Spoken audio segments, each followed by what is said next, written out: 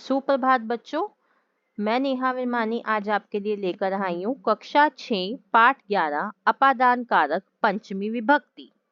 तो आइए सबसे पहले शुरू करते हैं शब्द अर्थ। पत्राणी पत्ते, वहती बहती है, वर्षति बरसता है, वानरात बंदर से, भीतः डरा हुआ, कक्षायाः कक्षा से, प्राचार्यः प्रधानाध्यापक, तिष्ठति ठहरता है, निरर्थकम बेकार, निस्सरती निकलती है। तो आइए शुरू करते हैं पाठ 11 अपादान कारक पंचमी विभक्ति। तो अपादान कारक पंचमी विभक्ति का चिन्ह क्या होता है? से अलग होना।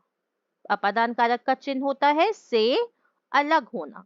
पुल्लिंग में इसके रूप चलते हैं बालकात, बालकाभ्याम, बालकेभ्य, एक बालक से, दो बालकों से, अनेक बालकों से। स्त्रीलिंग में चलते हैं लतायाः, लताभ्याम, लताभ्य।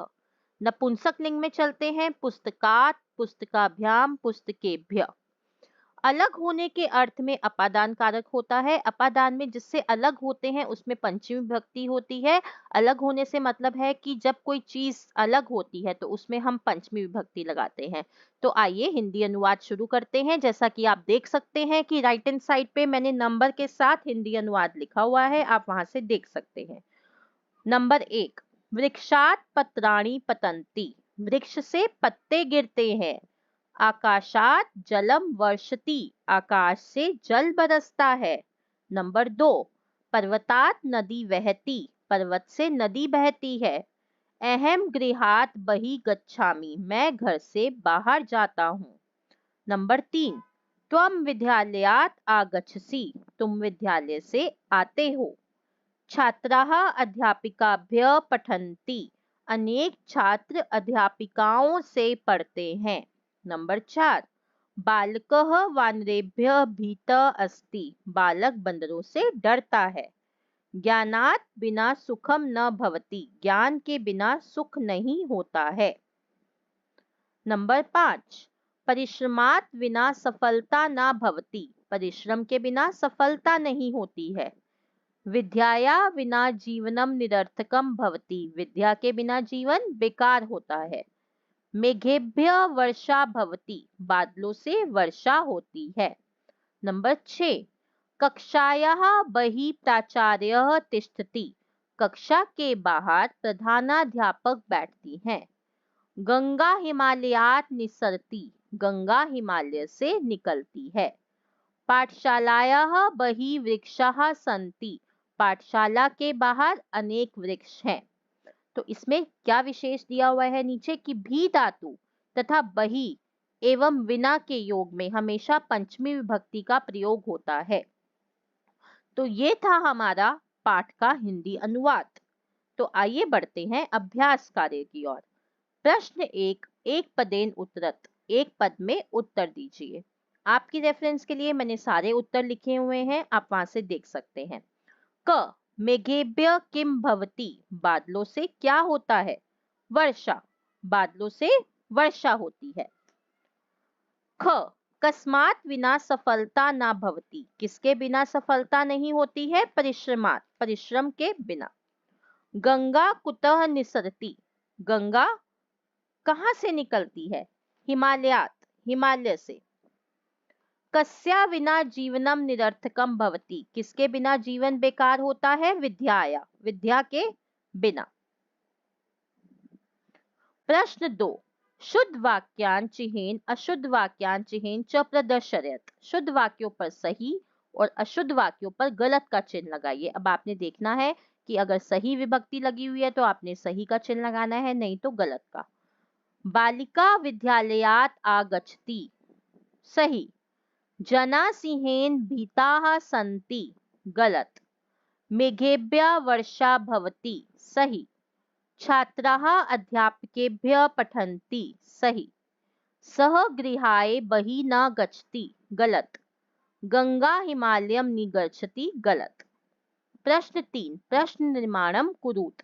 अब ये प्रश्न निर्माण का क्वेश्चन शुरू करने से पहले मैं आपको बताना चाहूंगी कि हमारी संस्कृत में किम के शब्द रूप होते हैं पुल्लिंग में स्त्रीलिंग में और नपुंसक लिंग में।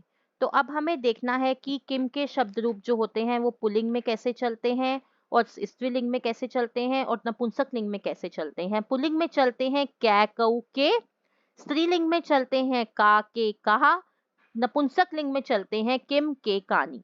तो उसी के अकॉर्डिंग हम प्रश्न निर्माण करेंगे। पर्वतात नदी बहती, पर्वत से नदी बहती है। अब यहाँ पे आपको नदी की जगह पे प्रश्न का चिन्ह लगाना है। तो क्या लगेगा, प्रश्न कौन सा आएगा शब्द इसमें प्रश्न के लिए? नदी आपका स्त्रीलिंग शब्द है। स्त्रीलिंग के शब्द के किम के रूप कैसे चलते हैं? का के कहा। तो यहाँ पे एक वचन आएगा का, क्योंकि नदी आपका एक वचन का शब्द है। ख पाठ, बालकः भीता अस्ति, बालकः अब पुल्लिंग एक वचन, पुल्लिंग के रूप चलते हैं कै कऊ के, तो यहाँ पे आ गया कै। वृक्षात पत्राणि पतंती, पत्राणि आपका नपुंसक लिंग का बहुवचन का शब्द है, उसके रूप चलते हैं किम के कानी, तो यहाँ पे आ गया कानी। मेघेभ्य वर्षा भवती, वर्षा आपका स्त्रीलिंग एक वचन है तो का आएगा। बालकाः फलानि खादन्ति, अब बालकाः जो है वो आपका पुल्लिंग का बहुवचन का शब्द है, तो पुल्लिंग में कैसे चलते हैं? कै कऊ के, तो यहाँ पे आ गया के फलानि खादन्ति। आइए बढ़ते हैं भाषा अवबोधनम की तरफ। प्रश्न 1, निम्नलिखित शब्दानाम अपादान कारकस्य रूपाणि लिखत। अब आपको यहाँ शब्द दिए गए हैं, उसमें आपने पंचमी विभक्ति लगाकर उसके रूप लिखने हैं।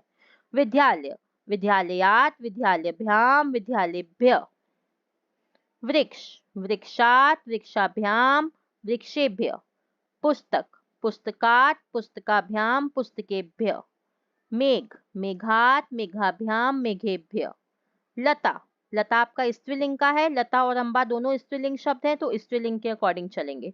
लतायाः, लताभ्याम, लताभ्य।